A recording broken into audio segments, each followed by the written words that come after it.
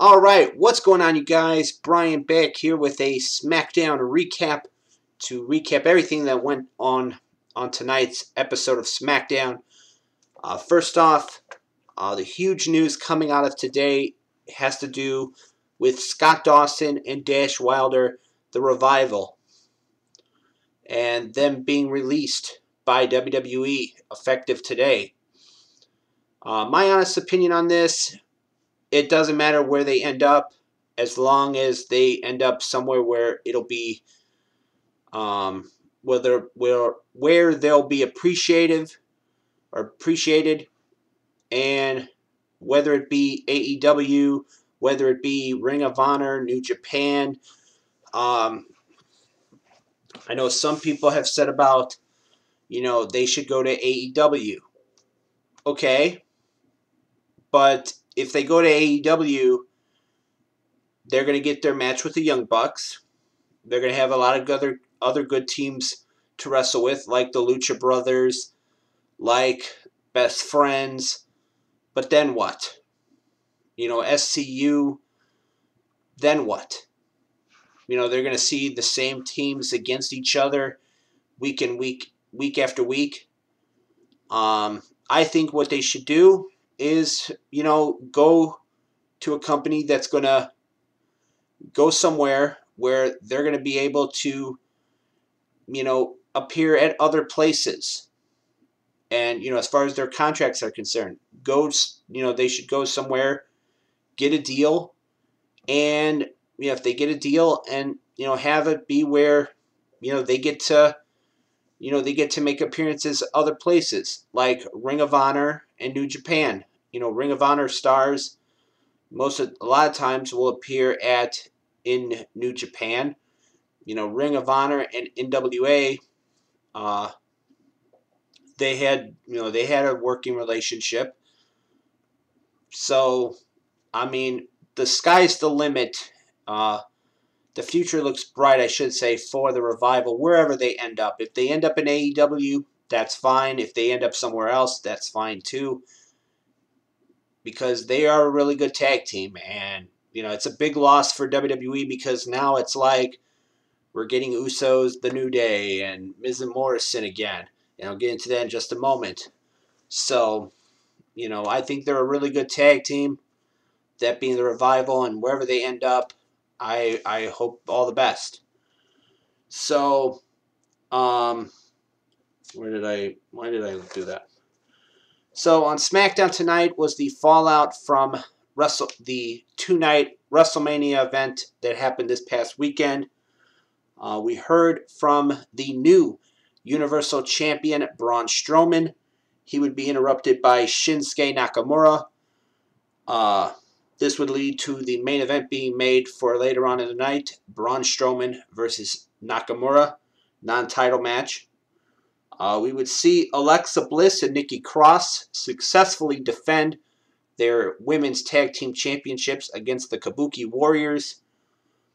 They would then, a little bit later on in the show, have a confrontation with Carmella and Dana Brooke, where Dana Brooke and Carmella challenged them to a match. I believe it was going to be for the titles, and Nikki accepted on behalf of the team.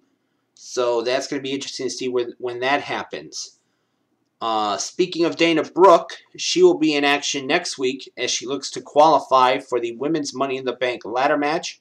She'll be taking on Naomi. Also next week in a men's Money in the Bank qualifying match, it will be Daniel Bryan versus Cesaro. So that's going to be, those are two huge matches for next week. Also, on tonight's episode, we saw an Elias segment where he was singing. We had Dolph Ziggler going one-on-one with Tucker.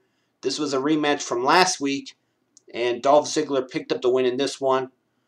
Of course, Dolph Ziggler looking to bounce back after being humiliated and losing to Otis with the help of Mandy Rose. And that whole situation I'm not even going to get into.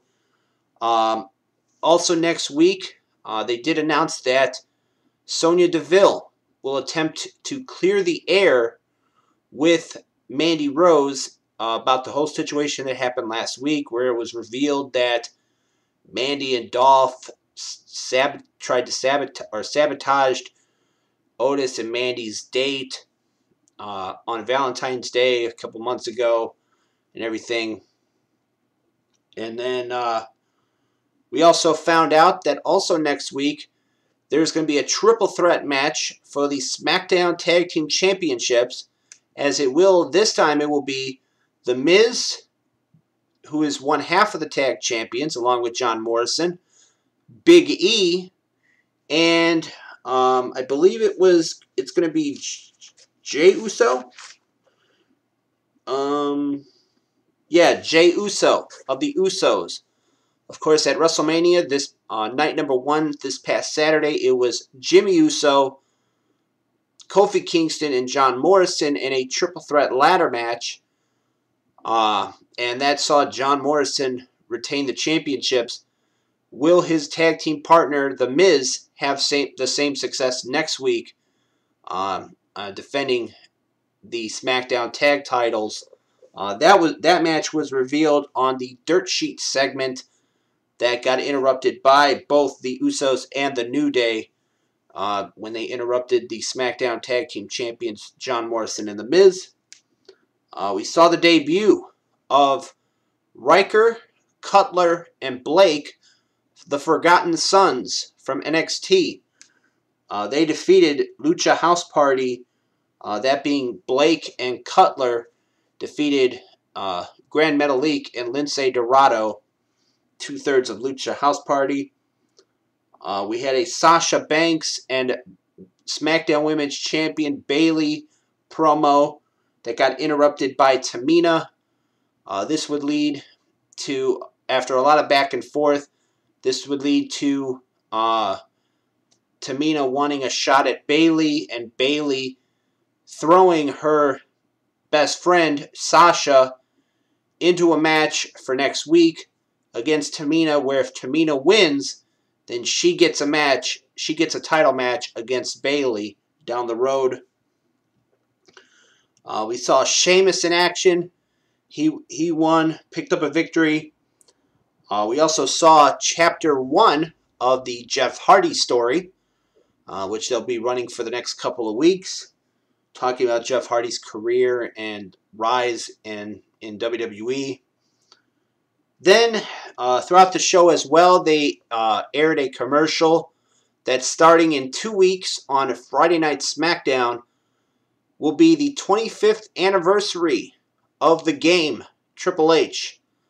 And that will start in 2 weeks on SmackDown. Then in the main event, it was Universal Champion Braun Strowman defeating Shinsuke Nakamura. He would then be interrupted by a Firefly Funhouse segment with Bray Wyatt. Talked about how he brought Braun into this world and he's going to have to take him out. And Braun Strowman said, you know what, whenever you want, I will let you in and you'll get these hands. And so obviously they're going to be building to a Fiend Braun Strowman Universal Championship match down the road as well. So overall, I thought I can't really give my honest opinion on this episode of SmackDown. It was what it was. A lot of feuds being, continuing after WrestleMania. A lot of feuds being built, or new feuds being built up. So it is what it is. Like I said,